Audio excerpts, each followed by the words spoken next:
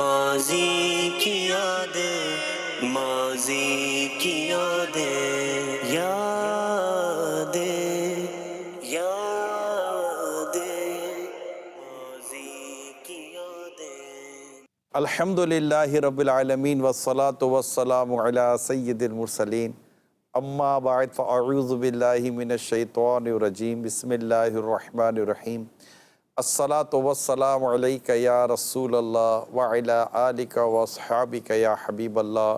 الصلاة والسلام علیکہ یا نبی اللہ وعلی آلک واصحابک یا نور اللہ۔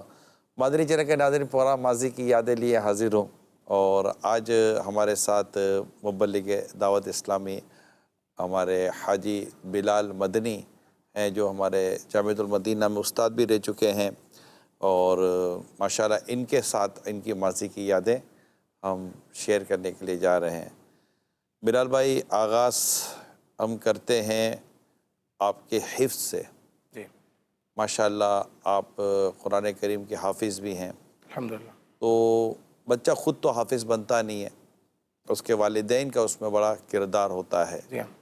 تو آپ کس عمر میں مدرسۃ المدینہ میں داخل ہوئے تھے؟ بسم اللہ الرحمن الرحیم۔ یہ آپ نے درست فرمایا کہ بچہ عام طور پر تو خود حفظ نہیں کرتا، لیکن جہاں حفظ کے ساتھ خود اگر طالب علم کا شوق منسلک ہو جائے تو اس میں حفظ کرنے کی رفتار بڑھ جاتی ہے۔ تو میرے والدین نے مجھے 7 سال کی عمر میں مدرسۃ المدینہ میں 7 سال کی عمر میں 1993 میں مدرسۃ المدینہ میں ایڈمیشن لے لیا۔ جی ہاں، کراچی میں۔ لیکن شروع کے سال آپ سمجھتے ہیں 2-3 سال ناظرہ اور تجوید اور دیکھ کر قرآن پاک، اور اس میں باقاعدہ میں نے حفظ 96 میں شروع کیا، جب میری عمر تقریباً 9 سال تھی، اور 11 سال کی عمر میں الحمدللہ میں نے حفظ مکمل کر لیا تھا الحمدللہ مدرسۃ المدینہ سے۔ یعنی تقریباً 2 سال کا عرصہ لگا حفظ کرنے میں۔ ابتدا میں یہ ہوتا ہے کہ جب بچہ حفظ شروع کرتا ہے تو بہت سلو چلتا ہے، لیکن جہاں شوق منسلک ہو جائے، اساتذہ اچھے مل جائیں، بچے کا خود کا شوق ہو، والدین کی خاص توجہ ہو۔ میرے والد صاحب کی ایک عجیب قسم کی توجہ تھی مجھ پر۔ وہ کیا کہ صبح 8 بجے سے 5 بجے تک مدرسہ پڑھنے آنے کے بعد 5 سے 7 بریک ہوتا تھا، یعنی گھر پر آئے، کھانا وانا کھایا، آرام کیا، ریسٹ کیا۔ اب مغرب سے شاید دوبارہ مجھے قاری صاحب پڑھانے کے لیے آتے تھے۔ وہ تھا والد صاحب کی طرف سے کہ قاری صاحب پڑھانے کے لیے آئیں گے۔ شروع میں تو بڑا وہ لگتا تھا کہ 8 سے 5 مدرسہ پڑھ کے آئے، اب اس کے بعد دوبارہ قاری صاحب آئے اور دوبارہ۔ لیکن وہ اس وقت مغرب سے عشاء سبق یاد کرنے والا ایسا زبردست معاملہ ہوتا تھا کہ اس کا فائدہ یہ کہہ لیجئے کہ جب اگلے دن میں صبح کلاس میں جاتا تو سب سے پہلے سنا دیتا تھا، کیونکہ میں نے رات کو یاد کیا ہوتا۔ تو الحمدللہ آج تو ماشاءاللہ حفاظ کی پریکٹس یہ ہے کہ مغرب سے عشاء یاد کرتے ہیں، اور یہی ہونا چاہیے، ہر حافظ کو یہی کرنا چاہیے کہ اگرچہ وہ سارا دن مدرسے میں پڑھتا ہے، لیکن گھر آنے کے بعد اگلے دن سنانے والا سبق وہ ضرور یاد کرے۔ ہمارے یہاں بلال بھائی حافظ بن جاتے ہیں، والدین بھی حافظ بنا دیتے ہیں۔ اب جیسے آپ کے والد صاحب نے باقاعدہ آپ کا اچھا حفظ ہو، جی، یہ حفظ یاد رہے والا معاملہ الگ ہے، لیکن آپ ایک اچھا حفظ کرنے میں کامیاب ہو جائیں، اس پر آپ کے والد صاحب نے ایک قاری صاحب کا اہتمام کیا۔ تو لیکن ایک حفظ اچھا رہے اور حافظ بھی رہے، اس کے لیے، کیونکہ ہمارے یہاں تو عموماً والدین کا بھی بڑا جذبہ ہوتا ہے، ایسا نہیں کہ والدین کا جذبہ نہیں ہوتا، کئی ایسے والدین ہیں جن کا جذبہ ہوتا ہے کہ ہمارے بچے قرآن کریم کے حافظ بنیں۔ جی ہاں۔ اصل میں اس کی پیچھے بھی اگر میں کہوں تو وہ یہ ہوتا ہے کہ اللہ ہمارے عاشقان رسول علماء کو، مبلغین کو سلامت رکھے کہ شروع سے ہی وہ قرآن کریم کو اس طرح ان کا بیان، قرآن کریم کے فضائل کا بیان، کہ رسول کریم صلی اللہ تعالیٰ علیہ وآلہ وسلم نے جو قرآن کریم حفظ کرنے کے تعلق سے جو آپ کی حدیثیں ہیں، اس کے تعلق سے، پھر حافظ کے فضائل کے تعلق سے، اچھا پھر ہماری سوسائٹی میں، ہمارے معاشرے میں حافظ کی اب بھی ایک ماشاءاللہ اس کی ایک ریپوٹیشن، ایک عزت ہے، حافظ صاحب آئیے، حافظ صاحب آئیے، حافظ صاحب۔ تو یوں ایک اس کا ایک امیج ہے، بنتا ہے۔ اب وہ الگ بات ہے کہ بندہ اپنے ہاتھوں اپنا امیج اگر ضائع کر دے، خدا نخواستہ، ایک الگ ہے، لیکن سوسائٹی میں پھر بھی امیج بنتا ہے۔ تو والدین کے اندر حافظ بنانے کا جو رجحان ہے، وہ ہم کہہ سکتے ہیں کہ پایا جاتا ہے، اور ٹھیک ٹھاک پایا جاتا ہے۔ پھر بچہ 2.5-3 سالوں میں بچہ اگر سمجھدار ہو تو بالکل بہت زیادہ سمجھدار تو اس سے کم عرصے میں، ورنہ 2.5-3 سال میں بھی ایک بچہ عموماً طور پر حفظ کی طرف چلا جاتا ہے اور حافظ بن جاتا ہے، بننے والے بچے بن جاتے ہیں۔ لیکن اس کے بعد حافظ رہے، اس کا حص باقی رہے، یہ جو صورتحال ہے، اس صورتحال کو سمجھنے کی اور سیکھنے کی ضرورت ہے۔ تو چونکہ ہمارے اسلامی بھائی نے قرآن کریم حفظ بھی کیا ہے، تو حفظ کیسے باقی رکھا جا سکتا ہے؟ اس کے لیے پہلے سال سے ہی نا میرے والد صاحب کی طرف سے یہ تھا، بلکہ والدین کی طرف سے تھا، امی کی طرف سے بھی، ابو کی طرف سے، کہ ہر سال تراویح سنانی ہے۔ ابھی میری عمر 12 سال تھی، ظاہر 12 سال کے بچے کو عام طور پہ امامت، آپ 12 سال کی عمر میں حافظ ہو گئے تھے؟ الحمدللہ جی، حفظ کر چکے حفظ کر چکا تھا۔ اب 12 سال کا ہو گیا، لیکن ظاہر ہے کسی مسجد میں 12 سال کے لڑکے کو عام طور پہ مصلی پہ نہیں کھڑا کیا جاتا، تو ہم گھر میں اہتمام کرتے تھے، میں تراویح پڑھاتا تھا اور بچے میرے پیچھے کھڑے ہو کے تراویح پڑھتے تھے۔ اس کے بعد یہ سلسلہ چلتا رہا، پھر ظاہر ہے کہ جب میں 15-16 سال کا ہوا تو پھر مسجد میں تراویح پڑھانا شروع کی، پھر اللہ پاک نے موقع دیا تو بیرون ملک سفر ہوا اور وہاں تراویح پڑھانے کا جب موقع ملا الحمدللہ تراویح سنائی۔ اب لوڈیم گئے ساؤتھ افریقہ، فیضان مدینہ دعوت اسلامی کا مدنی مرکز ہے، مجھے یاد پڑتا ہے شاید وہاں بھی ماہ رمضان میں آپ گئے تو تراویح پڑھانے کے لیے گئے تھے، کیسا تجربہ رہا؟ بلکہ اس سے پہلے جب میں متحدہ عرب امارات گیا اس وقت بھی نیت یہ تھی کہ وہاں تراویح کا سلسلہ ہوگا، لیکن جانے میں تاخیر اتنی ہو گئی کہ آدھا رمضان نکل گیا تھا۔ اس کے 1 یا 2 سال کے بعد یہ موقع ملا کہ ساؤتھ افریقہ میں لوڈیم میں تراویح کے لیے، بلکہ آپ نے، مجھے یاد پڑتا ہے آپ کا سفر ان دنوں ہوا تھا ساؤتھ افریقہ کا، اور آپ نے آنے کے بعد مجھے فرمایا تھا کہ سفر کرنا ہے۔ تو لوڈیم کے لوگ، اور خاص طور پہ ساؤتھ افریقہ، آپ کو پتہ ہے وہ جگہ ہے کہ جہاں مطلب 4-5 بجے کے بعد زندگی بس گھروں میں ہی ہے، 5-6 بجے کے بعد نہیں ہے انسان، 5 بجے کے بعد بس گھر میں۔ اچھا، جن دنوں میں گیا ان دنوں جہاں میں رہتا ہوں وہاں ٹیمپریچر 46 ڈگری، جب میں پہنچا تو ساؤتھ افریقہ میں -3، کیونکہ زمین آسمان کا فرق۔ یہاں اگر پاکستان میں اور اس کے ارد گرد کے خطے میں جب گرمی ہوتی ہے تو ساؤتھ افریقہ میں، آسٹریلیا میں سردی ہوتی ہے، تو یہ ایک موسم کا فرق تھا جس سے دن چھوٹے اور راتیں بڑی۔ یہ آپ کی زندگی کا ایک تجربہ تھا؟ ہاں، ایک خاص تجربہ تھا کہ 46-47 ڈگری سے سفر کر کے میں -3 میں پہنچا، اور وہاں پھر 1 مہینہ رہنا تھا، تراویح سنانی تھی اور فیضان مدینہ کے جو معاملات تھے وہ دیکھنے تھے۔ یہ میرے خیال ہے 2012 کی بات ہے، تقریباً 10-11 سال اس کو بھی ہو گئے۔ تو تجربہ بہت اچھا رہا الحمدللہ، اور شاید مجھے یاد پڑتا ہے کہ وہاں کے ذمہ داران ہر سال کسی نہ کسی بہانے یاد کرتے ہیں کہ یار وہ آپ آئے تھے رمضان میں اور تراویح سنائی تھی، اور اس سال کا کیا ارادہ ہے۔ ماشاءاللہ مذہبی رجحان تھا لوگ، جی، لوگوں میں مذہبی رجحان، تراویح کے وقت سے پہلے آ جانا، عصر کی نماز سے آ جانا، افطار بھی ساتھ کرنا، مغرب کی نماز کے بعد عشاء تک انتظار کرنا، اور پھر تراویح کے بعد کچھ نہ کچھ درس قرآن کا سلسلہ۔ تو ماشاءاللہ لوگوں میں دینی رجحان، میں نے بتایا نا کہ 5 بجے کے بعد وہاں کوئی ایکٹیویٹی نہیں ہے، مصروفیت نہیں ہے، تو اب جس کا مذہبی رجحان ہے تو اس کے لیے جو جگہ ہے وہ مسجد ہے، تو مسجد میں عام طور پہ وہ وقت گزارتے رہے۔ یہ جہاں ساؤتھ افریقہ کی بات کر رہے ہیں، جی، ایسے دنیا میں کئی اور بھی ممالک ہیں میرے پیارے اسلامی بھائیوں، جن کو ہم انگلش کنٹریز کہتے ہیں۔ میرا چونکہ دعوت اسلامی کے دینی کاموں کے تعلق سے بھی وہاں جانا ہوا ہے، تو یہ بات درست کہی گئی ہے کہ ایسا بھی دیکھنے میں ملتا ہے، پایا جاتا ہے۔ ہم نہیں کہتے کہ مطلب وہاں بہت زیادہ نمازی بھی ہوتے ہیں، لیکن جب نمازی جو دیکھے ہیں وہ بھی اس انداز پہ دیکھے ہیں کہ وہ مسجد میں رہتے ہیں، یعنی کئی جگہوں پر ہم نے دیکھا کہ مسجد آباد رہتی ہے، اگرچہ وہ ینگ نہیں ہوتے، ان میں اتنے نوجوانوں کی تعداد کہہ سکتا ہوں میں کہ شاید دنیا میں نوجوانوں میں اور جوانوں میں نماز نہ پڑھنے کا رجحان یہ زیادہ ہے اور بڑھتا ہی چلا جا رہا ہے۔ میں اسپیشلی آپ کو ساؤتھ افریقہ کا بتاؤں، ہو سکتا ہے کہ شاید یہاں رہنے والوں کے لیے یا اس طرح مختلف ممالک میں جو ایک اسلامی کنٹریزوں میں رہنے والوں کے لیے شاید یہ بات سیکھنے سمجھنے میں آپ کو آسانی ہو کہ میں نے دیکھا ہے کہ باقاعدہ عصر سے لے کر عشاء تک وہ مسجد یا مسجد کے ارد گرد رہا کرتے تھے، یعنی باقاعدہ میں نے دیکھا ہے کہ مسجد کے اندر نماز پڑھنی، اب مسجد نماز وغیرہ پڑھی، اس کے بعد باہر آ کر مسجد کے باہر ایک باقاعدہ ایک سیٹنگ ارینجمنٹ بنایا جاتا تھا، جو بالکل خارج ہے مسجد جس کو کہتے ہیں، باہر مسجد سے بالکل باہر، لیکن ایک پارک جیسی کوئی ایریا یا کوئی ایسا اچھا سا ایریا کر کے بینچز وغیرہ لگا کر، اور باقاعدہ مطلب کچھ نہ کچھ فریج وغیرہ رکھ کر کے جناب کچھ ایسا لینا کرنا ہے تو لے سکے، لوگ ایز اے سبیل کے طور پر وہاں اپنا سامان رکھ دیا کرتے تھے، عرف اور عادت وہاں لوگوں کو ایک وہاں جاری ہے، مگر لوگ بیٹھتے ہیں اور عشاء پڑھنے کے بعد پھر جاتے ہیں، کیونکہ پھر اس کے بعد وہ کیونکہ 5-6 بجے کے بعد ویسے ان کی کوئی کاروباری اتنی زندگی نہیں ہوتی، اب گھر جانا پھر آنا، گھر جانا پھر آنا، اس سے بچنے کے لیے یہ وہاں بیٹھ جاتے تھے اور پھر عشاء پڑھ کر جانا۔ تو اس طرح مطلب کہ عشاء پڑھ کے جانا، یہاں کہہ رہے تراویح پڑھ کے جانا، تراویح کے بعد بھی درس قرآن یا اس طرح کی دینی مصروفیت میں رہنا، یہ ایک باہر دیکھا ہے، یہ اس کا ہم انکار نہیں کر سکتے، اور کم زیادہ کی تعداد پر تو میں تبصرہ نہیں کرتا، لیکن دیکھا ہے۔ یہاں بھی اس طرح کا رجحان اتنا نظر نہیں آتا، اگرچہ ہماری مارکیٹ آباد، لیکن علاقوں کے اندر بھی اتنا رجحان نظر جہاں جو ریسیڈنشل ایریا۔ بلکہ میں بات کروں، جب 2016 میں امریکہ سفر ہوا اور اٹلانٹا ہم ایک مدنی قافلہ لے کر وہاں پہنچے۔ اٹلانٹا تو بالکل برف ہے۔ نہیں، اچھا، امریکہ کا جو ہے، امریکہ کا جو اٹلانٹا ہے، یہاں ہم 3 دن کے لیے یا 4 دن کے لیے ہمارا سفر تھا۔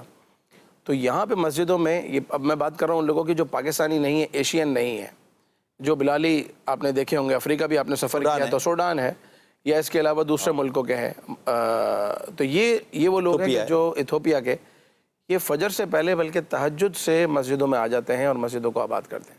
یعنی عام طور پر جب امریکہ کا نام سنتے ہیں تصور یہ آتا ہے کہ بے دینی، لادینیت ہوگی اور وہاں کی مسجدوں میں کون جاتا ہوگا، لیکن آج بھی دنیا میں ایسی جگہیں ہیں کہ فجر میں نہیں بلکہ تہجد میں لوگ آ کر مسجد میں بیٹھتے ہیں اور تہجد کی نماز پڑھنے کے بعد فجر کی نماز کا انتظار کرتے ہیں۔ سوڈان میں سنا ہے، جی ہاں، سوڈان میں بھی سنا ہے، سوڈان میں بھی ایسا ہوتا ہے، اور کئی اور ممالک بھی ہیں جن میں اس طرح کا ہمیں پتہ چلا ہے۔ جی، تو خیر اللہ پاک ہم سب کو نمازی بنائے اور مسجد سے محبت کرنے والا بنائے، مسجد آباد کرنے والا بنائے۔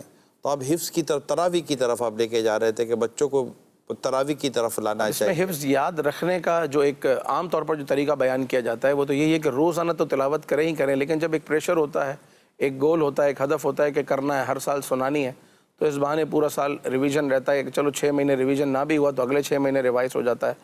تو کم سے کم ایسا نہیں ہوتا کہ حفظ کرنے کے بعد بندے نے سالوں چھوڑ دیا اور پھر اگر 5-7 سال نہیں پڑھے گا تو بھول جائے گا۔ تو یہ سال میں ایک ایسا موقع ہوتا ہے کہ جس کی وجہ سے اس کا قرآن پاک اسے یاد رہتا ہے اور وہ سناتا ہے۔ جب پھر وہیں سے جامعۃ المدینہ کی طرف سفر رہا، جی ہاں، درس نظامی ہوا یہ کہ حفظ کمپلیٹ کرنے کے بعد ہمارے جو کلاس فیلوز تھے ان میں سے کچھ نے جامعۃ المدینہ میں، یہاں فیضان مدینہ میں عالمی مدنی مرکز میں ان دنوں نیا شروع ہوا تھا سلسلہ۔ اس سے پہلے ہماری ایک برانچ تھی گلستان جوہر میں، یہاں ایک درس نظامی کا آغاز ہوا تھا۔ تو ان دنوں 99 کی میں بات کر رہا ہوں، 1999 کی، تو یہاں درس نظامی کا جب آغاز ہوا تو اس میں الحمدللہ شامل ہونے کا موقع ملا۔ تو یہ تو ایک ہوئی ہماری، یہ سمجھے نا کہ ایک دینی تعلیم، مدرسہ، حفظ، اس کے بعد درس نظامی، عالم کورس۔ اس کے ساتھ ساتھ میں نے اپنی اکیڈمک کوالیفیکیشن کو الگ سے جاری رکھا، جس میں 9th matric, first year, second year, B com ساتھ میں کرتا رہا۔ تو کچھ لوگ یہ سمجھتے ہیں کہ اگر بچہ حفظ کرے گا یا اگر ہم اس کو عالم بنانے کے لیے جامعہ میں ڈال دیں گے تو اس کی دنیا کا کیا ہوگا، یا یہ کالج میں کب جائے گا یا یونیورسٹی میں کب جائے گا، اس کے بعد ڈگری نہیں ہوگی تو دنیا میں اس کو جاب کیسے ملے گی، کام کاروبار کیسے کرے گا۔ تو ایسا نہیں ہے، دونوں تعلیمات بھی ساتھ ساتھ کی جا سکتی ہیں۔ اور اب تو دارالمدینہ، ضروری تو نہیں کہ دنیاوی تعلیم میں دنیا کی ڈگری لے گا تبھی جاب ملے گی، کیونکہ زیادہ تر تو دنیا کی ڈگری لینے والے زیادہ بے روزگار نظر آ رہے ہیں۔ لیکن اکیڈمک کوالیفیکیشن کی بیسک ہونا تو ضروری ہے، چاہے وہ کسی بھی وے میں ہو، چاہے وہ کسی اسکول میں جا کر ہو یا چاہے وہ پرائیویٹ ٹیوشن میں ہو، یا اب تو اسلامک اسکولنگ سسٹم آ گیا۔ تو اگر آج سے 20-25 سال پرانی بات کریں تو اتنا زیادہ اسلامک اسکولنگ سسٹم کا نظام نہیں تھا، یہی تھا کہ یا تو بچے کو یہاں ڈال دو یا یہاں ڈال دو، اسکول میں چلا گیا تو وہ دعوت اسلامی کوشش کر رہی ہے انشاءاللہ تعالیٰ ایک بیلنس تعلیمی نظام دینے کی، جی، کہ آپ کو علم حاصل ہوگا اور اس میں علم دین کو جیسے کہ ایک اہمیت حاصل ہی ہے، اور اس سے جو انسان، حقیقت یہ ہے کہ عالمی انسان ہوتا ہے، جیسے ہمارے بزرگان دین نے فرمایا، علماء فرماتے ہیں۔ تو انشاءاللہ دارالمدینہ اسکول، کالج، یونیورسٹی، اللہ نے چاہ تو یہ ماشاءاللہ، مزید آگے جو سلسلہ ہمارا جاری ہے، کیونکہ دنیاوی تعلیم کے تعلق سے بھی یہ 3 باتیں ضرور اپنے پیش نظر رکھیے گا کہ جو پڑھنا ہے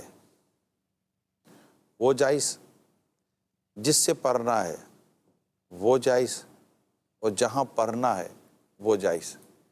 3 باتیں اعلیٰ حضرت امام اہل سنت رحمۃ اللہ تعالیٰ علیہ کے جو ہمارے فتاویٰ یا جو ہماری تعلیمات ہیں، ان کی روشنی میں یہ سمجھے کہ 3 مین ان کا مطلب کہ وہ مدنی پھول ہیں کہ جو پڑھنا ہے وہ جائز، کیریکولم لے لیں، جس سے پڑھنا ہے وہ جائز، پڑھانے والے لے لیں، اور جہاں پڑھنا ہے اس جگہ پر پڑھنا جائز، وہ سارا وہ جو وہاں کا ماحول ہوتا ہے اور جو بھی ایک ایجوکیشن کا جو ایک انداز ہے وہ یہی ضروری ہوتا ہے۔ تو یوں ہمارے ہاں اکیڈمیکلی جو ایجوکیشن ہے یہ جاری رکھتے ہیں ماشاءاللہ۔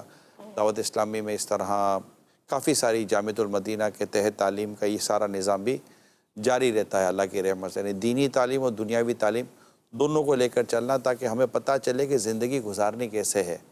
یہ بہت زبردست ایک انسان کو سیکھنے کے لیے یہ دینی یہ درس گاہیں جو ہوتی ہیں یہ ہمیں موقع فراہم کرتی ہیں. تو پھر درس نظامی کب تک چلتا رہا؟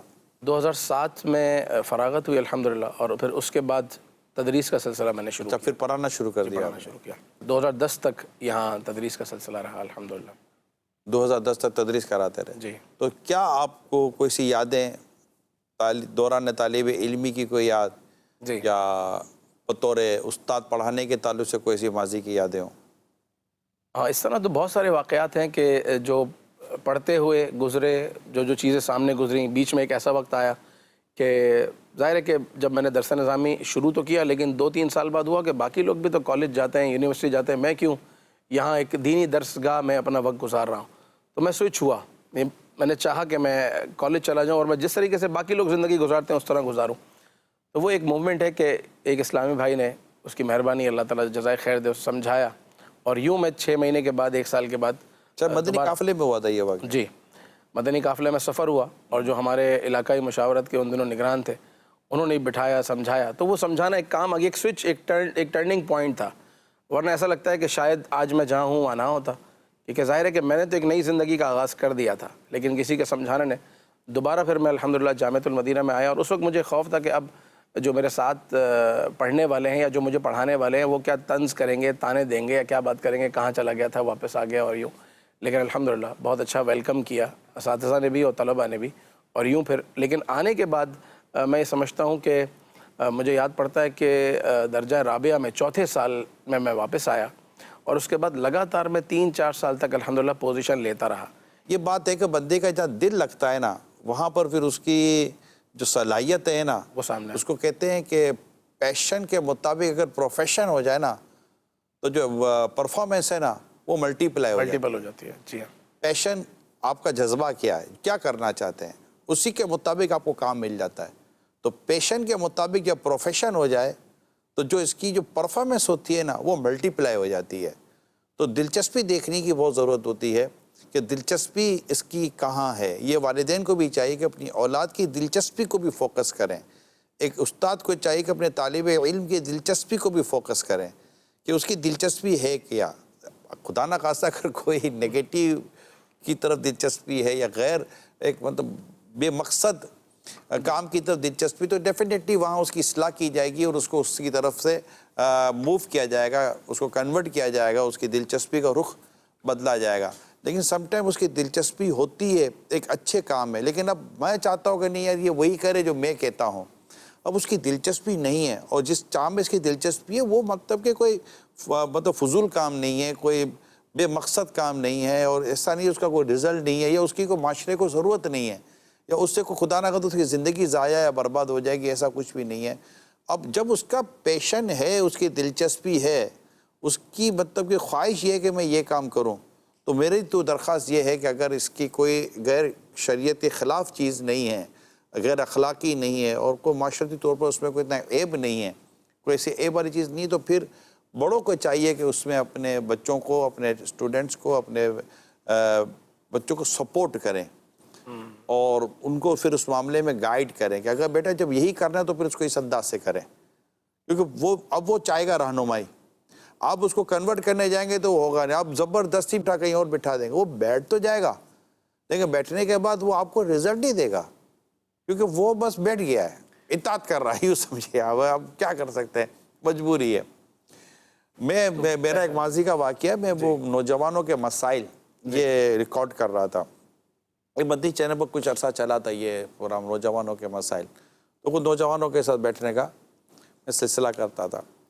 اوورآل کیونکہ یہ ایک نہیں تھے، کئی نوجوانوں کے ساتھ بیٹھنے کا موقع ملا، تو 2 سے 3 پروگراموں کی میں کوئی بات کر رہا ہوں. یہ کوئی اتفاق کی بات نہیں تھی، یہ باقاعدہ یہ بات میں نے اس کو محسوس کی، اور ہم نے باقاعدہ ایک پروگرام کا نام رکھا تھا جنریشن گیپ. نام ہی میں نے اس پروگرام کا یہ رکھا تھا جنریشن گیپ، یعنی کہ بڑوں میں بچوں میں جو ایک گیپ ہے. وہ جنریشن گیپ یہ نہیں ہے کہ وہ ایک اس کمرے میں کھاتا ہے کہ اس کمرے میں کھاتا ہے، مینٹالٹی اوپر رہتا ہے کہ نیچے رہتا ہے. لیکن نہ فزیکلی گیپ بھی نہیں ہے، تھاٹ وائز جو ہے نا، سوچوں کا جو فاصلہ ہے، سوچوں کا جو فرق ہے، اور سوچوں کی جو دوری ہے، کہ مطلب کہ بڑا کہتا ہے کہ یہ میری بات سمجھتا کیوں نہیں ہے، اور نوجوان کہتا ہے کہ یہ میری بات سننے کے لیے تیار کیوں نہیں ہے.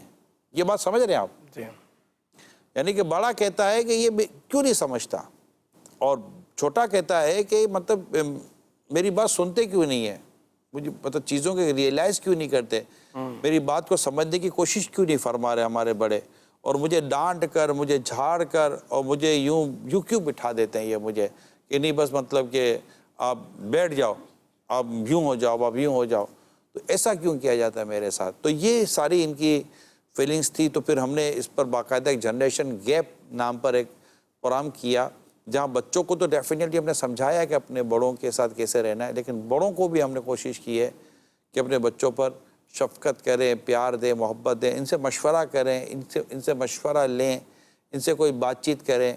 تو انشاءاللہ تعالیٰ اس سے آپ کا اور آپ کی اولاد کے درمیان جو فاصلہ ہے، اسی طرح استاد و طالب علم کے درمیان جو فاصلہ ہے، بڑے اور چھوٹوں کے درمیان جو فاصلے ہیں نا، انشاءاللہ تعالیٰ وہ فاصلے نہ کم بھی ہوں گے، اللہ نے چاہا تو کہیں نہ کہیں ختم بھی ہو جائیں گے، اور اس سے انشاءاللہ تعالیٰ ان کو بھی بھلائی ملے گی اور اچھا راستہ اللہ نے چاہا تو ان کو نظر آئے گا انشاءاللہ تعالیٰ. جی، آپ نے جو پیشن کی بات کی نا کہ پیشن کی وجہ سے جو کام ہے اس کے اندر ایک الگ ہی نکھار آ جاتا ہے. مجھے یاد ہے ہماری کلاس میں ایک جب ہم حفظ کرتے تھے، ایک طالب علم بیچارہ نابینا تھا. اب نابینا کے لیے حفظ کرنا، عام طور پر تو ہم قرآن پاک کو دیکھتے ہیں اور دیکھ کر یاد کرتے ہیں اور حفظ کرتے ہیں، لیکن اس کا پیشن تھا نا، وہ اس نابینا کو حفظ کروا رہا تھا. اور ماشاءاللہ اس نے کلاس میں ایسا حفظ کیا، یعنی وہ جب قرآن پاک پڑھنا شروع کرتا تھا تو کئی پارے وہ بغیر غلطی کے نابینا تھا. وہ اس کو ایک طالب علم کی ذمہ داری ہوتی تھی کہ وہ ایک آیت اس کے کان میں پڑھ دے یا اس کو بتا دے. وہ ایک بار سننے کے بعد اس کو ریپیٹ کرتا رہتا اور پھر اگلی آیت یاد کرتا، پھر اگلی آیت یاد کرتا، پھر اگلی آیت یاد کرتا. یوں روز کے اگر عام طور پر ہم ایک صفحہ سناتے تھے تو وہ 2 صفحے سناتا تھا. اس کی پیشن کی وجہ سے اس کا نکھار ہی الگ تھا، اس کی بات ہی الگ تھی. شاید یہ وجہ تھی کہ ہمارا دماغ تو بہت ساری چیزوں کو سوچتا ہے، بہت ساری چیزوں کو ہم دیکھتے ہیں. اس کے ذہن میں تھا کہ بس مجھے حفظ کرنا ہے، ایک تو سبق ڈبل سنانا، زیادہ یاد کرنا، اور پھر سب سے اچھا سنانا. اور پھر یہ تھا کہ پیچھے بھی اگر اسے 5 پارے سنے جائیں، ایک ہی نشست میں 7 پارے سنے جائیں تو ماشاءاللہ وہ بغیر غلطی کے سناتے تھے. یہ ہوتا ہے، اللہ تعالیٰ خیر فرمائے. جی. اور جب میں نے پیشن کی بات کی، جذبے کچھ کرنے کا شوق، اس میں میری اسلامی بھائیوں سے، دیکھنے سننے والوں سے درخواست ہے کہ شوق اچھا رکھیں، جذبہ اچھا رکھیں. اور بعض اوقات کچھ باتیں بڑوں کی ایسی بھی ہوتی ہیں کہ جو ہماری سمجھ میں نہیں آ رہی ہوتی، مگر ان کے ایکسپیرینس کو بڑی اہمیت حاصل، یہ یاد رکھا کریں. ضروری نہیں ہے کہ بھئی آپ ہی چوٹ کھا کر ہی سنبھلو یا چوٹ کھا کر سمجھو.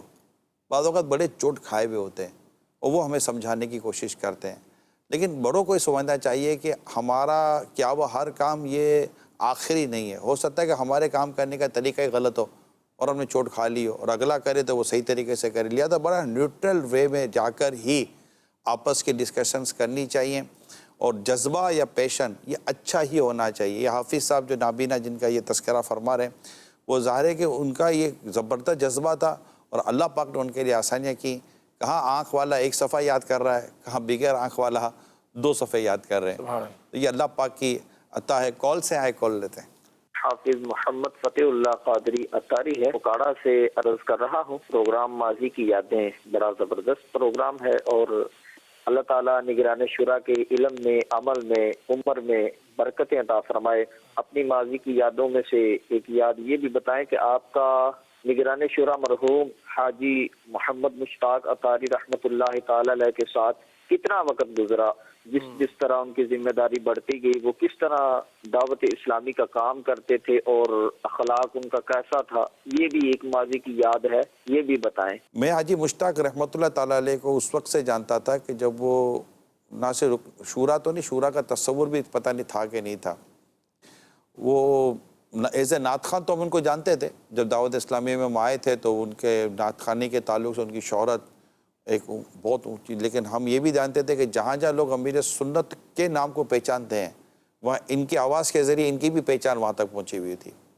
اور بڑے بڑے اجتماعات کے اندر ہم ان کے کلام اور ان کی قرات سن کر ماشاءاللہ اشش کرتے تھے.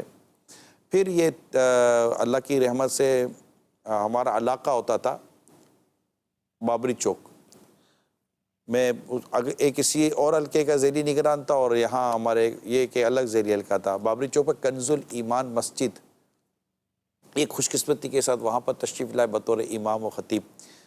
تو یوں پھر ہمارا ان کے ساتھ اٹھنا بیٹھنا ملنا جلنا زیادہ ہوا. شفیق، نرم اور مسکرا کر بات کرنے والے، اور میں اگر کہوں تو شاید مبالغہ نہ ہو، دل آزاری سے ڈرنے والے، یعنی کسی کی دل آزاری نہ ہو جائے. یہ میں آپ کو بہت واضح طور پہ جو میری ایک اپنی، یہ دل آزاری سے ڈرتے تھے. کوئی ایسا کلام، کوئی ایسی بات.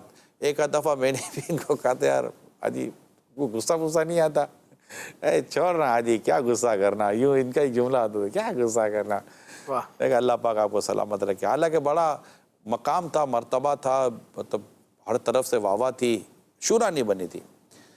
پھر الحمدللہ جب شورا بنی تو وہ میں کہہ سکتا ہوں کہ نرمی حلم میں تبدیل ہوئی. بڑی بردبار شخصیت میں نے ان کو پایا، اور اچھے نعت خوان، اچھے قاری، اچھے امام، ملنسار، ایک تواضع اور عاجزی، پھر امیر سنت سے محبت، پیر و مرشد سے محبت، مدنی مرکز تنظیم کے تعلق سے جو ان کی ایک سوچ ہوا کرتی تھی، اور سیکھنے سکھانے کے تعلق سے بیان ان کا بڑا قوم شوق سے سنا کرتی. جب ہفتہ وار اجتماع ان کا بیان ہوتا تھا، دعائیں ان کی ماشاءاللہ اسلام میں بڑے شوق سے اس میں رویا کرتے تھے، اور ابھی رکت بری دعا کروایا کرتے تھے. تو یوں مطلب کہ اوورآل دیکھا جائے تو ایک جہاں دیدہ شخصیت تھے. سفر بھی ان کے ہوتے تھے، لوگوں سے مل جل ہوا کرتا تھا، اور یکساں محبت دینے والے تھے ماشاءاللہ. تو یوں اوورآل ہم نے جب شورا بنی تو ساتھ ساتھ ہم دین کا کام جو شورا کے تھے شروع ہوا تو وہ بھی ہوتا رہا. لیکن اب کچھ بہت زیادہ دیر نہیں ہوئی اور یہ بیمار ہو گئے، اور بیماری میں پھر یہ ایک ٹائم بیمار رہے اور تکلیف اٹھائی ہے. اللہ پاک ان کے درجے بلند کرے، ان کو گری کے رحمت فرمائے، اور مرشد کا، پیر و مرشد کا اپنے ہاتھوں سے ان کو قبر میں اتارنا، یہ ان کے لیے بہت بڑی سعادت اور ایک سعادت کی بات تھی. اور اس وقت قبر صحرائے مدینہ میں جب ان کی تدفین ہوئی تو اب کہہ سکتے ہیں شاید ہزاروں آنکھیں اشکبار ہوں گی. نشتر پارک کراچی میں ان کا نماز جنازہ ہوا تھا، تاریخی نماز جنازہ تھا، نشتر پارک میں ہوا تھا. اور مجھے یہ منظر ماضی کی اہم ترین یاد ہے کہ میں بھی اس ٹرک پر تھا جس پر ان کے وہ جنازہ تھا. ٹرک پر گئے اور امیر سنت بھی اسی ٹرک پر تھے، اور کوہرا مچا تھا جب ہمارا یہ ٹرک صحرائے مدینہ جا رہے تھے ہم کراچی ٹول پلازا، اور جو کنز الایمان مسجد کے سامنے سے جب ان کا ٹرک گزرا تھا نا تو حقیقتاً ایک بڑا رکت بھرا اور بڑی یادوں میں ڈوبا ہوا، اور ان کی خوبصورت یادیں تھیں. یعنی میں نہیں کہہ سکتا کہ ان کی کوئی معاذ اللہ کو ایسی بری یادیں بھی ہوں. شاید ہزاروں کا ان سے واسطہ پڑا ہوگا. میں امید کرتا ہوں کہ مجھے دیکھنے سننے والے ہزاروں جن کا ان کا واسطہ پڑا ہوگا یہ شاید میری بات کی تائید ہی کریں گے کہ نہیں عمران یہ جو کچھ تم کہہ رہے ہو ہم نے بھی مشتاق رحمۃ اللہ تعالیٰ علیہ کو، حاجی مشتاق علیہ رحمہ کو ایسا پایا ہے. میرا ان کے بارے میں حسن ظن رہا ہے. مال کی محبت سے بھی دور رہتے تھے.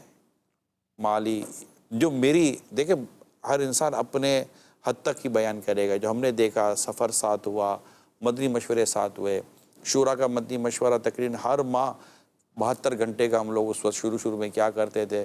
اور یہ شورا کا مدنی مشورہ کراچی میں بھی ہوتا تھا، فیصل آباد میں ہوتا تھا، لاہور میں ہوتا تھا، ملتان میں ہوتا تھا، سندھ کے علاقوں میں ہوتا ہے. یعنی ہم مختلف شہروں میں جایا کرتے تھے شورا کا مشورہ کرنے کے لیے. اس وقت یہ ہمارا ایک اسٹریٹجی تھی، ہماری ایک طریقہ کار میں شامل تھا. تو سفر بھی ساتھ ہوئے، کھایا پیا سوئے اٹھے بیٹھے ساتھ رہے. تو ماشاءاللہ اللہ پاک ان کے درجے بلند کرے، اور ایسوں کی دعوت اسلامی میں اللہ پاک کثرت فرمائے. اور مزید اللہ پاک ہمیں ایسے خوش اخلاق اور امیر سنت سے والہانہ محبت کرنے والے دعوت اسلامی کو اللہ پاک عطا فرمائے، اور ان کی تربت پر اللہ کرو رحمت نازل فرمائے. تو یہ ان کا ایک مختصر تذکرہ. قول دیجئے. ماشاءاللہ سے ماضی کی یادیں سلسلہ بہت ہی پیارا چل رہا ہے.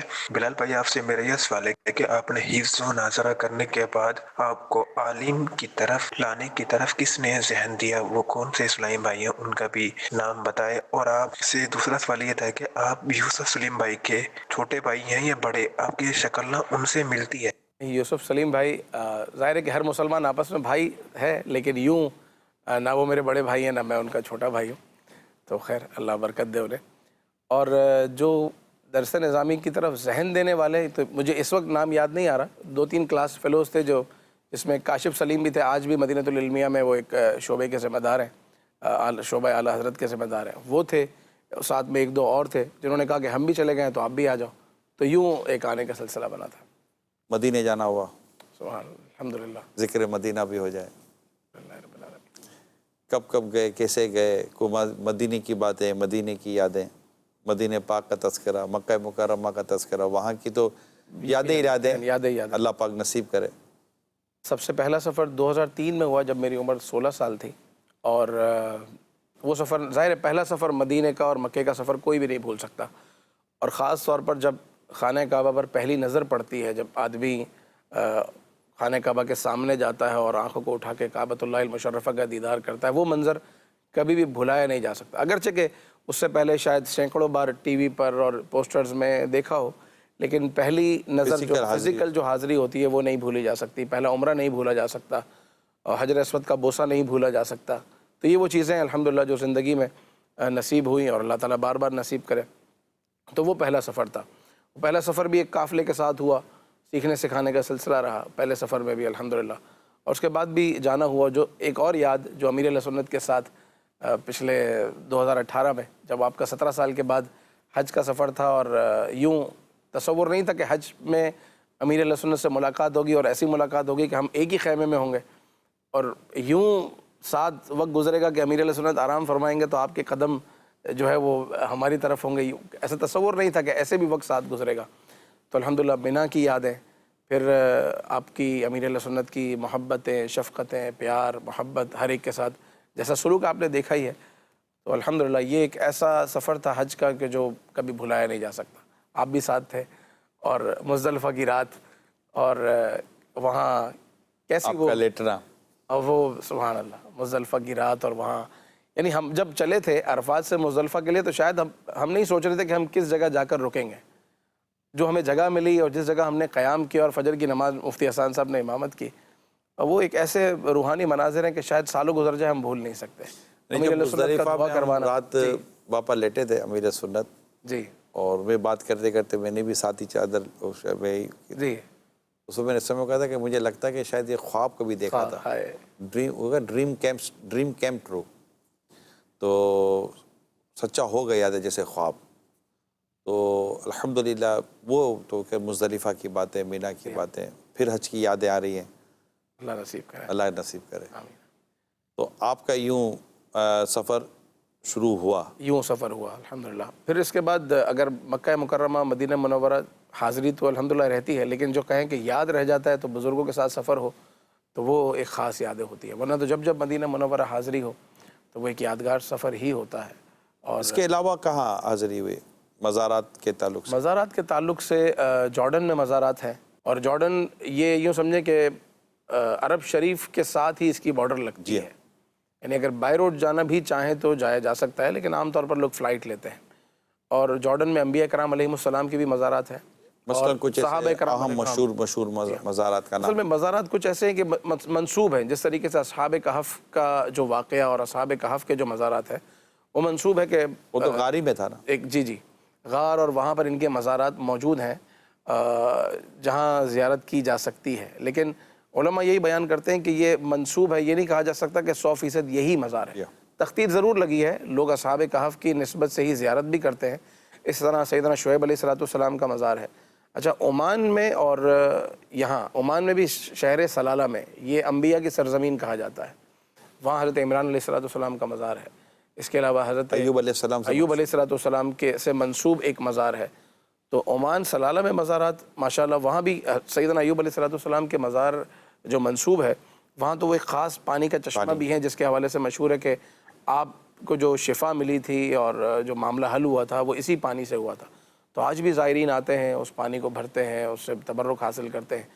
اور سیدنا ایوب علیہ السلام کے مزار پر جب ہم قریب میں احاطے میں موجود تھے اور وقت گزارا ہم نے، جس طرح اپنا ایک انداز ہے، فاتحہ خوانی ہوتی ہے، کچھ دیر نعت شریف پڑھتے ہیں، دعا ہوتی ہے، تو واقعی ایک ایسی رکت تھی، ایک ایسا سرور تھا کہ اونچائی پر ہے، اونچائی پر ہے، اور لیکن ایک رقت اور سرور ہے کہ ایک لگتا ہے کہ بندہ اللہ تعالیٰ کے نبی کی بارگاہ میں حاضر ہے۔ اگر بات کریں جارڈن کی تو اصحاب کہف کے مزار پر جو کہا جاتا ہے نا کہ اصحاب کہف کے قرب میں ایک رعب ہے، جس کا قرآن پاک میں بھی ذکر ہے کہ رعب سے وہاں کی مدد کی گئی ہے۔ اب اگر یہ وہی خاص جگہ ہے تو اس کا مطلب یہ وہی رعب ہے، اور اگر یہ جگہ منسوب بھی ہے اس کے باوجود بھی وہاں جاتے ہیں تو ایک ہیبت طاری ہوتی ہے۔ عام جگہوں پر جائیں تو آپ کو ایک روحانیت ملتی ہے، ایک سکون ملتا ہے، ایک مزہ آتا ہے۔ یہاں اصحاب کہف کے مزار پر جاتے ہیں تو ایک تھوڑا سا ڈر لگتا ہے، ایک رعب طاری ہوتا ہے۔ مگر وہ رعب جو اگر ہوگا، کیونکہ مجھے تجربہ شام کا، ملک شام کو، وہاں بھی منسوب ہے جی، اور ہم اس پہاڑ پر سیریا گئے، میں ہاں ہم اس پہاڑ پر گئے جو ان کے اصحاب کہف سے منصوبہ منسوب ہے، ہم اس تک گئے، اس غار میں بھی جا کر ہم نے وہ وقت گزارا ہے۔ وقت گزارا ہے اور دعا وغیرہ کی ہے۔ تو بعض اوقات یہ چیزیں ایسی ہوتی ہیں کہ جو انسیت پہ بدلتی ہیں اور پھر اس کا روحانیت سے ایک کنیکشن ہو جاتا ہے، کیونکہ یہ وہ نیک لوگ ہیں کہ ان کے نام تو باقاعدہ تعویذ بنتے ہیں، بالکل، اور اگر ان کے نام کے ساتھ تعویذ لگا دیا جائے ان کے نام لکھ کر تو دنیا کی کئی مشکلیں آسان ہو جاتی ہیں، کئی چیزوں میں انسان کو برکتیں نصیب ہوتی بالکل ہیں۔ ایسا ہے۔ تو جب ان کے ناموں کی یہ شان ہے، تو جب ان کے قدموں میں بندہ حاضر ہو واہ، یا ان سے منسوب جگہ پر بھی اگر حاضر ہو تو ایک تصور تو بنتا ہی ہے، بالکل حاضر ہو تو پھر اس سے جو ایک انسان کو روحانیت اور ایک قلبی اور ذہنی سکون اور دعاؤں کی قبولیت کا جو سلسلہ ہوتا ہے وہ اپنی مثال آپ ایسا ہے۔ ہی۔ مسجد جارڈن میں کہاں کہاں جانا ہوا؟ جارڈن میں ایک درخت ہے جس کو عام طور پر لوگ صحابی درخت کہتے ہیں، حالانکہ صحابہ کہتے ہیں انہیں جنہیں نبی پاک علیہ الصلوۃ والسلام کا ایمان کی حالت میں زیارت کی ہو اور ایمان کی حالت میں ہی رخصت ہوئے ہو، لیکن یہ وہ ایک درخت ہے کہ آج بھی اگر آپ یہاں جائیں نا تو آس پاس صحرا ہی صحرا ہے، کوئی درخت نہیں ہے، اور کہا جاتا ہے یہ وہی درخت ہے کہ جب نبی پاک علیہ الصلوۃ والسلام نے بچپن میں سفر کیا تھا ملک شام کا، تو اگر مکہ مکرمہ سے سیریا کی طرف سفر کریں یا صرف میپ میں بھی دیکھیں تو واقعی یہ اسی لائن پر آتا ہے، کیونکہ ان دنوں جو سفر تھا یا پیدل تھا یا اونٹوں پر تھا، تو صحراؤں کے بیچ میں اور پہاڑوں کے اوپر اور نیچے ہوتے ہوئے سفر ہوتا تھا۔ تو یہ وہی مقام ہے کہ جہاں سے آقا کریم علیہ الصلوۃ والسلام کے قدم مبارک لگے ہیں، آپ علیہ الصلوۃ والسلام یہاں سے گزرے ہیں۔ آج بھی یہ درخت قائم ہے، بلکہ اس درخت کا کچھ حصہ لے کر دیگر مزارات کے پاس اسی درخت کی یوں سمجھیں کہ شاخیں یا اسی درخت کی برانچز جو ہے وہ لگائی جا رہی ہیں، شاید اس کی برکت لینے کے لیے، اور یقیناً یہی مقصد ہوگا۔ تو یہاں نبی پاک علیہ الصلوۃ والسلام نے اس درخت کے نیچے آرام فرمایا، وہاں جانے کا موقع ملا اور وہاں وقت گزارنے کا موقع ملا، اور وہ بھی بڑی روحانی جگہ ہے کہ آپ ایک تو گھنٹوں سفر کر کے پہنچتے ہیں ایک خاص اس جگہ کی زیارت کے لیے کہ میرے آقا صلی اللہ علیہ وسلم نے اسے دیکھا ہے، آپ علیہ الصلوۃ والسلام نے وہاں وقت گزارا ہے۔ تو یہ تصور ہی انسان کو ایک روحانیت کے قریب کرتا ہے، اس محبت درخت کے بڑا پاس یہ شعر پڑھنے کا مزہ کیا آتا ہوگا؟ آب میں روح کی ہر شے میں سو مولوں تجھ کو، اے درخت تو نے تو سرکار کو دیکھا ہوگا ہائے۔ اور اتنا وہ مطلب کنفرم چلتا چلا آ رہا ہے اور صدیوں سے چلتا چلا آ رہا ہے کہ یہ وہی درخت ہے کہ جہاں اللہ پاک کے سب سے آخری نبی صلی اللہ علیہ وآلہ وسلم نے آرام فرمایا تھا۔ اس درخت کو پیارے آقا صلی اللہ علیہ وسلم نے اپنی صحبت اور اپنے قرب سے نوازا تھا، اور آج بھی وہ درخت جائیں تو جیسے کہہ رہے ہیں کہ آس پاس کوئی درخت اور ایسی کوئی چیز نظر نہیں آتی، مگر وہ آج بھی درخت جو ہے نا اپنی بہاریں لٹا رہا ہے اور عاشقوں کی آنکھوں کو اور دلوں کو ٹھنڈا کرتا ہے وہ درخت، اس کو دیکھ کر ماشاءاللہ۔ اور کہاں کیا ہوا؟ ہاں، اس کے علاوہ سلالہ میں عمان میں بہت سارے مزارات ہیں، یعنی ایک ہی پٹی پر صحابہ کرام علیہم الرضوان کے بھی مزارات ہیں اور انبیاء کرام علیہم السلام سے بھی منسوب مزارات ہیں۔ جب بندہ نکلتا ہے تو پھر مزارات پر یوں حاضری کا سلسلہ ہوتا ہے، اور جہاں بھی جاتا ہے نا ایسا لگتا ہے کہ یہاں مانگی گئی دعا بس اللہ کی بارگاہ میں قبول ہے، نیک لوگوں کی برکت ہے۔ تو جب اس تصور کے ساتھ آدمی جاتا ہے نا کہ انبیاء کرام علیہم السلام یا اولیاء کے قرب میں دعائیں قبول ہوتی ہیں، اس تصور اور اس یقین کے ساتھ جاتا ہے تو وہ دعاؤں کی قبولیت خود اپنی نظروں سے دیکھتا بھی ہے، سفر کی آسانی بھی دیکھتا ہے، سفر کا سکون بھی دیکھتا ہے۔ سفر یوں عذاب کا ٹکڑا ہے، لیکن جب ان بزرگ ہستیوں کی بارگاہوں سے ہوتا ہوا جاتا ہے تو ساتھ ساتھ ایک روحانی سکون، ایک اطمینان بھی ملتا چلتا ہے۔ نتیجے کی امید ہوتی ہے، رزلٹ کی امید ہوتی ہے۔ لوگ کمانے کے لیے جاتے ہیں، یہاں سے امریکہ کی فلائٹ تھکانے والی فلائٹ ہے، یعنی کہ آسٹریلیا کی فلائٹ 16 18 گھنٹے کی فلائٹ، اور مطلب کہ لمبی لمبی فلائٹ ہے، 12 گھنٹے 20 گھنٹے کی فلائٹیں لے کر لوگ جاتے ہیں اور اترتے کام کاج میں لگ جاتے ہیں، خرچ کرتے ہیں، سب کچھ کرتے ہیں۔ چونکہ ان کو نتیجہ نظر آ رہا ہوتا ہے، رزلٹ نظر آ رہا ہوتا ہے کہ ہم 2 پیسے کما کر آئیں گے، فلاں ملے گا، فلاں ملے گا. تو رزلٹ جو ہے نا، نتیجہ، یہ انسان کو ابھارتا ہے. اور جب نتیجے کی امید آخرت کی طرف ہو، آپ کی توجہ اس طرف ہو کہ اللہ پاک کی رضا ملے گی، دعائیں قبول ہوں گی، برکتیں ملیں گی، پریشانیاں دور ہوں گی، اور ایک امید بندہ باندھ لیتا ہے، تو الحمدللہ پھر یہ سفر کی ایک اپنی روحانیت اور اپنی برکتیں بھی ہوا کرتی ہیں. ماشاءاللہ. صلو علی الحبیب صلی اللہ تعالی علی محمد. کوئی آپ کے تعلق سے پتہ چلا تھا کہ کوئی ایسا کاروباری طور پر بھی ایک واقعہ آپ کی زندگی میں آیا تھا، کسی کا تھا کہ وہ مطلب کہ اچھا خاصا تھا اور پتہ نہیں اس کے ساتھ کیا ہو گیا تھا؟ اگر کوئی نام عطا پتہ کے بغیر بیان کیا جا سکتا ہے تاکہ ایک سبق کے لیے قوم کے لیے ہو، نہ کہ کسی کی نشاندہی ہو جائے. اس طرح کے لوگ تو یوں آتے رہتے ہیں سامنے، لیکن ایک واقعہ جو مجھے خاص طور پر یاد رہ گیا کہ اللہ پاک نے نوازا ایک شخص کو، اور ایک اچھا چلتا ہوا کاروبار، یہ سمجھیں کہ شاید بہت سارے لوگوں سے اچھا کام کرنے والا وہ شخص، جو کہتے ہیں نا جس کا 4 لوگوں میں نام ہوتا ہے، 10 لوگوں میں واہ واہ ہوتی ہے، اور ایک اس کا اسٹیٹس ہوتا ہے، ایک اچھا بزنس مین ہوتا ہے. اچھا بزنس مین ایک لالچ کی وجہ سے کہاں آ گیا.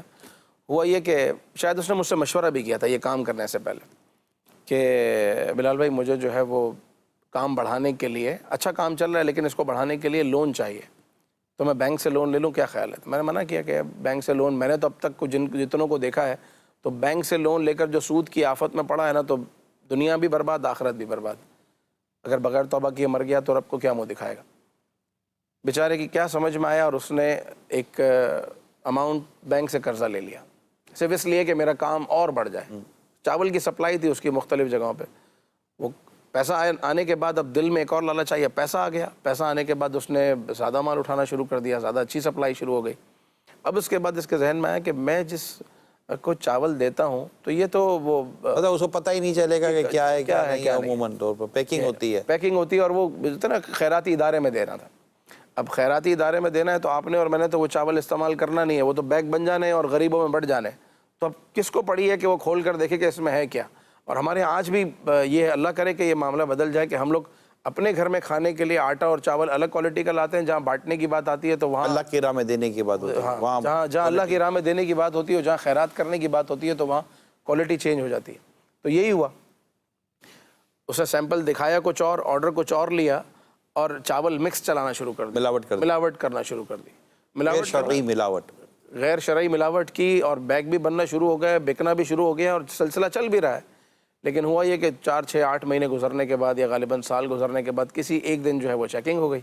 اب جب چیکنگ ہوئی تو اس کا جتنا بھی لین دین کا تھا، جتنے پیسے اس کو مزید ملنے تھے، جتنے اگلے آرڈر ملنے تھے، اگلے سارے آرڈر کینسل ہو گئے.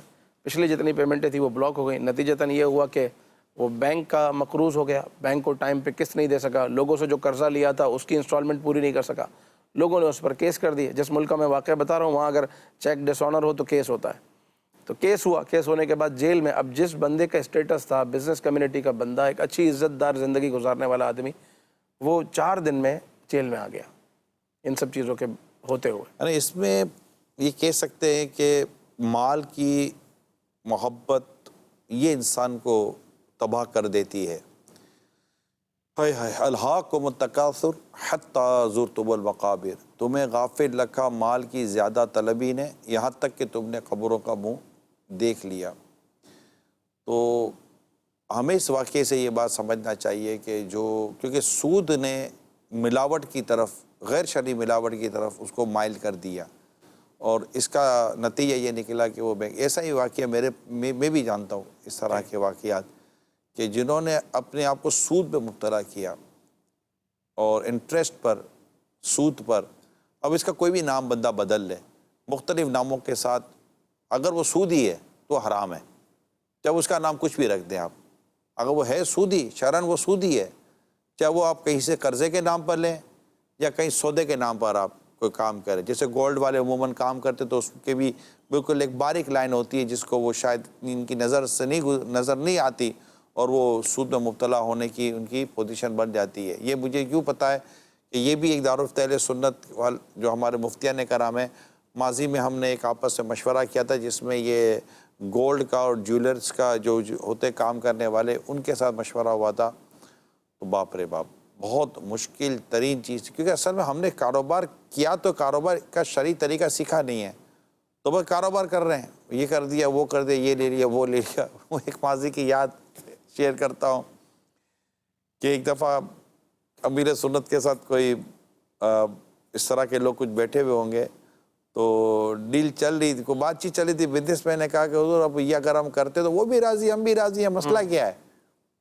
تو ہمیں سے فرمایا کہ جب جوا کھیلتے ہیں تو دونوں راضی ہوتے ہیں، وہ بھی راضی ہوتا ہے یہ بھی راضی ہوتا ہے جب دونوں مل کر جوا کھیل رہے ہوتے ہیں۔ وہ سپوز تو کوئی جوا کھیلتا نہیں تو جوا کہنا جائز تھوڑی ہو جائے گا کہ دونوں راضی، تو پھر تو ٹھیک ہے نا، وہ بھی اس کو بھی کوئی مسئلہ نہیں ہے، میرے کو کوئی مسئلہ نہیں ہے۔ تو مسئلہ نہ ہونا حرام اور حلال کے اوپر نہیں ہے، شرعی حکم معلوم کیا جائے گا، اس کی مطلب ڈیلنگ کا شرعی حکم کیا ہے۔ تو اس طرح مطلب کہ جو مبتلا ہوتے ہیں کسی نہ کسی عنوان پر بھی اس طرح کا پیسہ لے لیتے ہیں، ایسی ڈیلنگ کرتے ہیں جو سود کے حکم میں آ جاتی ہے، اور حرام ہے سود، جہنم میں لے جانے والا کام ہے، اللہ پاک سے اعلان جنگ ہے، کون کھڑا ہو سکتا ہے؟ تو ان کو تباہ ہوتے برباد ہوتے باقاعدہ دیکھا گیا ہے۔ اور یہ ایک مثال نہیں ہے، اس کہ اگر آپ دیکھنے سننے والوں میں کوئی خدا نخواستہ ایسا ہے تو میں انہیں درخواست کروں گا کہ مہربانی کریں آج ہی سود سے اپنی جان چھڑا لیں، آج ہی چھڑا لیں، کوئی بھی نیچے آ جائیں۔ میں نے ایک کو مشورہ دیا تھا کہ یار آپ سارا واپس کرو، تو نہیں ان کو مطلب کہ اتفاق ہوا اس سے، مگر وہ ان کو نیچے نہیں آنا تھا، تو وہ نیچے خود نہیں آئے، مگر سود آخر کا نیچے لے آیا۔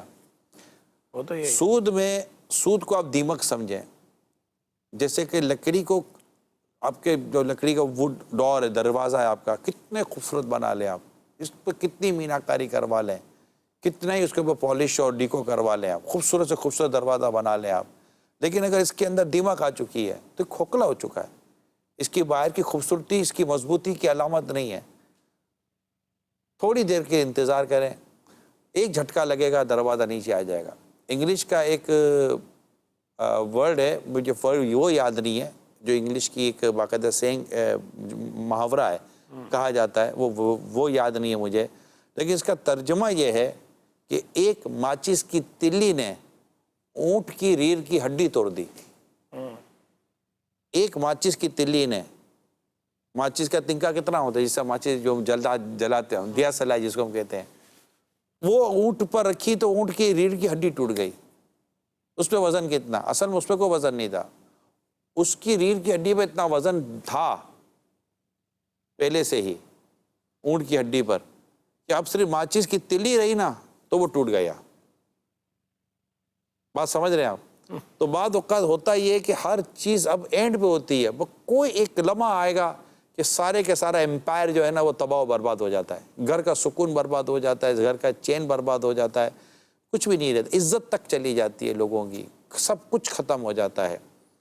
تو اللہ نہ کرے اگر آپ کہیں بھی کسی بھی طرح بھی سود میں خدا نہ خاصا مبتلا ہیں، سودی قرضہ لیا یا سودی کاروبار ہے یا سودی لین دین ہے، آپ اپنے کاروبار کا جسٹ ایک بار شرعی اسکیننگ ضرور کروائیں کہ میرے کاروبار کے اندر کوئی ناجائز، جس کو کہتے ہیں ہمارے ایک اصطلاح ہے، ایک شرعی اصطلاح ہے، بے فاسد بے باطل وغیرہ قسم کی، تو اس کا مطلب کہ باقاعدہ جائزہ لینا ہوگا، اور اپنا یہ تجزیہ جائزہ لے کر پھر آپ، میرا مشورہ ہے کہ اپنے کاروبار کو لے کر چلیں۔ اور اگر خدا نہ خواستہ آپ کو ابھی پتہ بھی ہے کہ یار ہے تو سود، تو میں تو اسلامی بہنوں سے عرض کروں گا کیوں ایسا کیا ہے۔ میں نے کئی دفعہ آپ کو امام غزالی علیہ رحمہ نے جو بات احیاء العلوم میں لکھی ہے وہ میں نے بیان کی ہے مدنی چینل پر۔ امام غزالی رحمۃ اللہ تعالیٰ علیہ نے لکھا ہے کہ ایک وقت تھا کہ جب مرد گھر سے نکلتا تھا کاروبار کے لیے تو اس کی بیوی و بچے اس کو کہتے تھے کہ ہمارے معاملے میں تو خدا سے ڈرنا، حرام کما کر نہ آنا، ہم بھوک برداشت کر سکتی ہیں، جہنم کا عذاب برداشت نہیں کر سکیں گے۔ یہ تاکید کرتے تھے گھر والے۔ ابھی تو پیسہ چاہیے، کسی صورت پیسہ چاہیے۔ اگر اولاد اوور نائٹ اچانک کہیں سے کوئی 2 10 50 ہزار لاکھ 2 لاکھ روپے اوپر آنا شروع ہو جائے تو بابا پوچھتے نہیں ہے بھائی یہ کدھر سے آ رہا ہے، کیا کر رہے ہو، خوش ہو جاتے ہیں، لاڑو لگتا ہے بچے کی دن بدل گئے، یہ دن نہیں بدلے، اس کی راتیں بدلنے لگی ہیں۔ اور یہ کبھی کسی دن اندر نظر آئے گا، پھر پتہ چلے گا کہ بچہ کیا کرتا تھا، تو یہ کون سے کام میں لگ گیا ہے کہ اس کو راتوں رات مطلب کہ کون سا خزانہ مل گیا ہے کہ یہ مطلب کہ لاکھوں ہزاروں روپے اس نے لانے شروع کر دیے. تو یہ میری درخواست ہے، تو راتوں یہ سود سے بالکل جان چھوڑیں. اور جو ہمارے واقعہ جو بھی بیان ہوا کہ سود کی، میں تو یہی کہوں گا کہ سود کی لعنت اور سود کی نحوست نے مال کی محبت سود میں لے گئی اور سود کی نحوست ملاوٹ میں لے گئی، اور ان سب نے مل کر اس کی پوری امپائر کا بیڑا غرق کر دیا.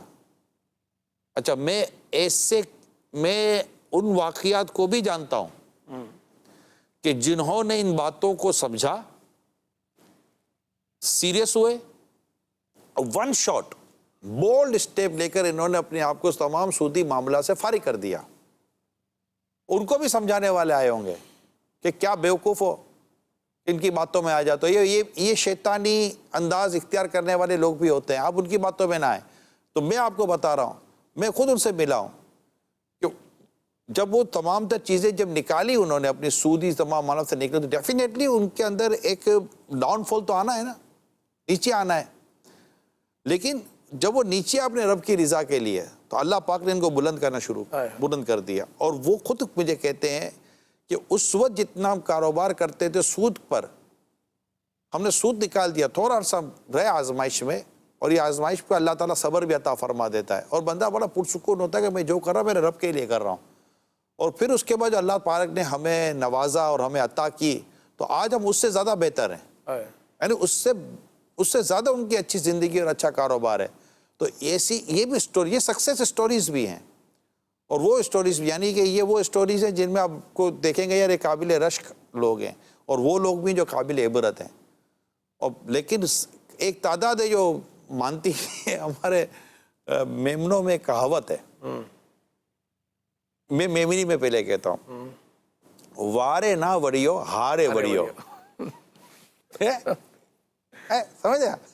یہ میمنی میں کہاوت ہے کہ وارے نہ وڑیو ہارے وڑیو، یعنی کہ اس کو ہم نے سمجھانے کی تو بہت کوشش کی مگر سمجھا نہیں. مگر جب چوٹ پڑی اب سمجھا. جیسے امیر سنت بڑی خوبصورت بات فرماتے ہیں کہ اس سے پہلے کہ ڈاکٹر سمجھائے میری بات مان لو، ورنہ ڈاکٹر سمجھائے گا تو وہ بستر پہ لٹا دے گا تم کو. تو یہ کچھ مدری پھول ہیں، یہ سب سیکھی ہیں بزرگوں سے، دعوت اسلامی کے ذریعے یہ باتیں سیکھی ہیں. تو اللہ پاک کی رحمت ہے کہ یہ ہم آپ تک پہنچانے کی کوشش کرتے ہیں. بولڈ سٹیپ لیں، اور جو بھی ناجائز اور حرام کام کاج کاروبار ہے مہربانی کر کے اس سے کسی صورت جان چھڑا لیں. آخری لمحات ہیں پروگرام کے، کوئی یادگار بات بیان کرنی ہو ماضی کی، خوبصورت سی بات یاد آتی ہو تو کر دیں. جن دنوں میں پڑھاتا تھا، تدریس جامعۃ المدینہ میں سلسلہ تھا، ان دنوں بہت اچھے طلباء بھی ملے، اور چونکہ شروع سے ایک اکاؤنٹیبلٹی، اکاؤنٹس، حساب کتاب، دکانداری، والد صاحب کی طرف سے بزنس کمیونٹی سے اللہ کا شکر ہے تعلق ہے. تو میں علم المیراث تقریباً 3-4 سال پڑھائی ہے. تو اس میں الحمدللہ ایسے طلباء بھی ملے کہ جنہوں نے پڑھنے کے بعد علم المیراث پر کتابیں لکھی، شروحات لکھی الحمدللہ. اس کے علاوہ جب یہاں فیضان مدینہ میں اپنے مدنی چینل کا سلسلہ شروع ہوا 2007-8 میں، ان دنوں میں یہیں پہ تھا. آپ کو یاد ہوگا شروع کے سلسلوں میں آپ کے ساتھ بھی حاضری ہوتی تھی. تو وہ کچھ اس طرح کی یادیں جو شاید نہیں بھلائی جا سکتی کہ شروع کے سلسلوں میں حاضری. اور اس وقت رمضان میں اعتکاف کا سلسلہ ہوتا تھا، 1500-2000 اسلامی بھائی فیضان مدینہ میں ان دنوں اعتکاف کرتے تھے، آج بھی کرتے ہیں. عصر کی نماز کے بعد نماز احکام کا سلسلہ، اور مدنی چینل پر براہ راست ہوتا تھا. نیا ان دنوں مدنی چینل پر براہ راست سلسلے شروع ہوئے تھے. خوابوں کی تعبیر شروع ہوا تو اس میں ان دنوں آپ سے مشاورت ہوتی تھی، امیر اہل سنت کی بارگاہ میں حاضری ہوتی تھی. تو مجھے یاد ہے کہ امیر اہل سنت کی بارگاہ میں حاضری ہوئی تو 6 رجب تھی. اگلے سال اتفاق ہوا کہ پھر 6 رجب کو پیر صاحب کے ساتھ تھا میں کسی جگہ. شاید پورا سال اتنی ملاقات نہیں ہوئی. تیسرے سال بھی 6 رجب تھی، چھٹی شریف پہ میں حاضر تھا. چوتھے سال بھی چھٹی رجب پہ میں حاضر تھا. تو میں نے عرض کی کہ کیا خاص بات ہے کہ اس دن مجھے آپ کا قرب مل جاتا ہے یا میں پہنچ جاتا ہوں. وہ 2-3-4 سال غریب نواز کا خاص وہ ایک ہو جاتا تھا الحمدللہ.